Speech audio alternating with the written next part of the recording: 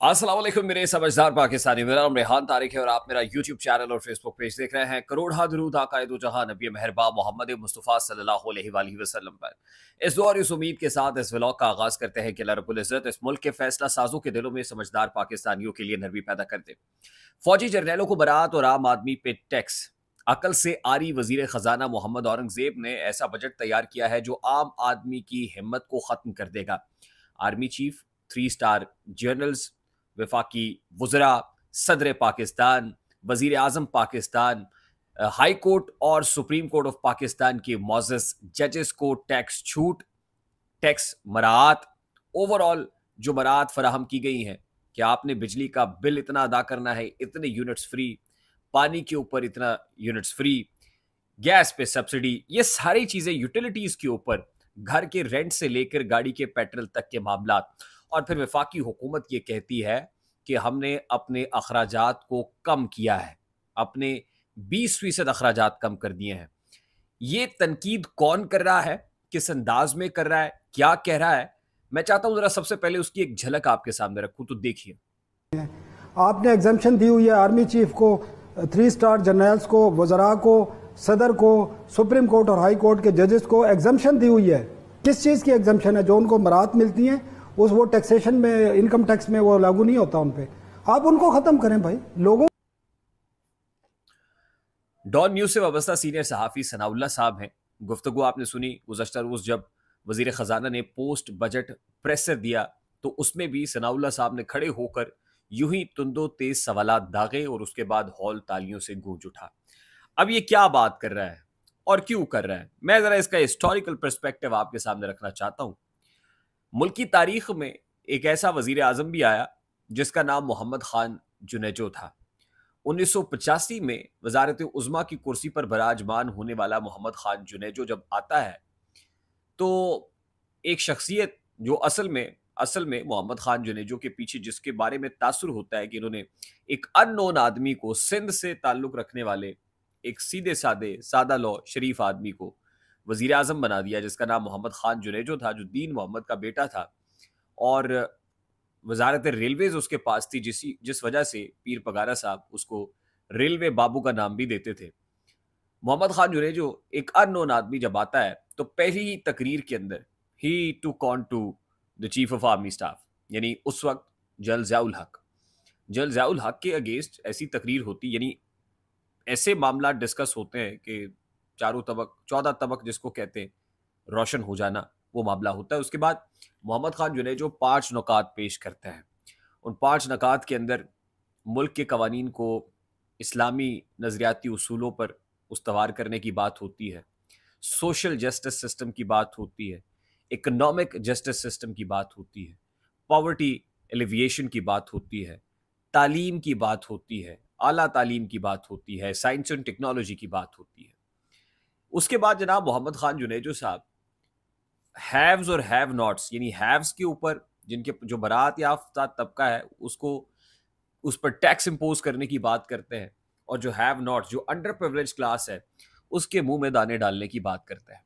और सिर्फ बात नहीं करते बल्कि अमली तौर पर ऐसे इकदाम होते हैं कि पूरी की पूरी सिविल और मिलिट्री ब्यूरोक्रेसी मोहम्मद खान जुनेजो के खिलाफ हो जाती है।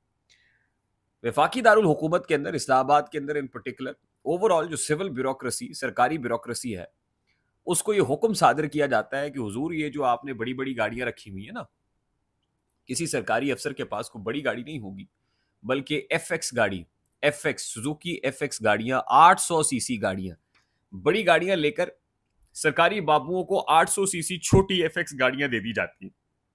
ये एक बड़ा सिंबॉलिक और ये एक ऐसा स्टेप था कि जो आज कोई वजीर आजम हिम्मत करके दिखाए ना, आज सिविल और मिलिट्री ब्यूरोक्रेसी के अगेंस्ट इस तरह का काम करके देखे। नारे तो सब लगाते हैं, आज वजीर आजम शहबाज शरीफ साहब भी बड़े नारे लगाते हैं कि हम अपना पेट पे पत्थर बांधेंगे, पहले अशराफिया को कुर्बानी। भाई आप तो कुर्बानी दें पहले, आप कुर्बानी देते नहीं है, दूसरों को कुर्बानी का बकरा बना देते हैं।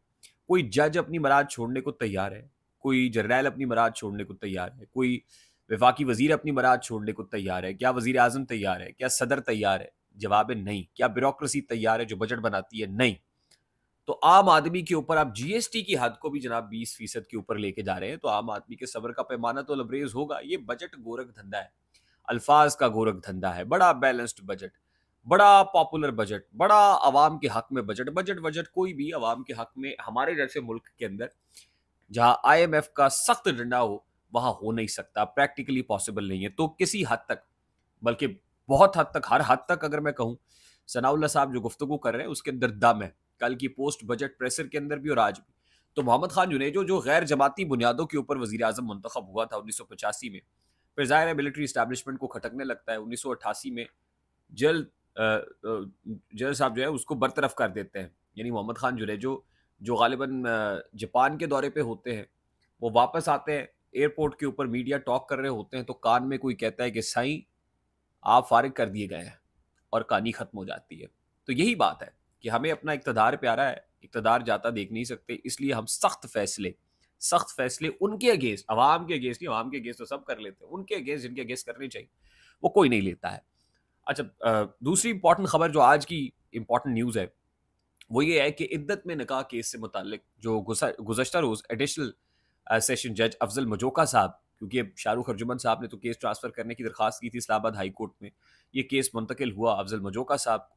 फिर इस्लामाबाद हाई कोर्ट की डायरेक्शंस आई कि 10 रोज़ में फ़ैसला करना है। 10 रोज़ में फ़ैसला करने के मामले पर उस्मान रियाज गिल जो बुशरा बीबी के वकील हैं, गुज़श्ता रोज़ उन्होंने जज साहब से दरख्वास्त की, हुजूर अगर ईद से पहले पहले फ़ैसला सुना दे तो क्या ही बात होगी, क्योंकि अब तो डायरेक्शन भी आ गई है। उन्होंने कहा जी कि 101% ये जज साहब के अल्फाज है, कोट अनकोट, कि मैं ईद से पहले फ़ैसला सुनाऊंगा। उसके बाद जनाब बगैर कार्रवाई के समाअत मुलतवी हो जाती है कि जी अभी तक जो है written order Islamabad high court का नहीं आया। आज ऑर्डर आया, आज समाअत हुई। उस्मान रियाज गिल साहब ने कहा सर ये ऑर्डर है, फैसला कर दें सर। तो अफजल मजोका साहब ने कहा कि अगर मैं जिंदा रहा तो जो डायरेक्शंस है, जो मुझे डायरेक्शंस आई है कि 10 रोज में फैसला करना है, तो 10 रोज बनते हैं वर्किंग डेज अगर मिलाए जाए तो 10 वर्किंग डेज बनते हैं 28 जून को। ये डेडलाइन 28 जून को खत्म हो रही है, तो अगर मैं जिंदा रहा तो 28 जून से पहले पहले ये फैसला कर दूंगा। उसके बाद जनाब वक्फा हुआ, वक्फे के बाद खावर मोनिका और उनके वकील को जो है वो नोटिस किया गया, और जो अगली समाअत है वो 21 जून तक मुलतवी कर दी गई है। नेक्स्ट हियरिंग 21 जून को होगी, यानी ये तो बात क्लियर होगी कि ईद से पहले पहले जो इद्दत में निकाह केस का फैसला है वो भी नहीं आ रहा। इसकी जो ग्राउंड जज साहब ने दी वो ये कि उन्होंने आज जेल विजिट पे जाना है, उसके बाद बहुत सारे लोगों की जमानत की दरखास्तें लगी हुई हैं कल, तो ना ये आज हो सकता है ना ही कल हो सकता है, तो ये मामला ईद के बाद देखेंगे। दूसरा इंपॉर्टेंट ये सरदार एजाज इसहाक खान साहब का ऑर्डर था इस्लामाबाद हाई कोर्ट का कि जो मरकजी सेक्रेटेरिएट है PTI का इस्लामाबाद में उसको खोला जाए, तो CDA ने मरकजी सेक्रेटेरिएट खोल के और उसकी जो कार्रवाई है वो अब इस्लामाबाद हाई कोर्ट में जमा करा दी है। तो ये मामला आते हैं जनाब, इसलिए सूरत हाल आसान नहीं है, बड़ी दिगरगू है। आई होप मेरी बात आप तक पहुंची होगी। अगर पहुंच जाए तो वीडियो को लाइक और शेयर करना मत भूलिएगा। चैनल पे नए तो चैनल को सब्सक्राइब कर लीजिएगा, बेल आइकन जरूर दबाइएगा। मुझे रेहान तारिक को इजाजत दीजिए, अपना बहुत सारा ख्याल रखिएगा। अस्सलाम वालेकुम।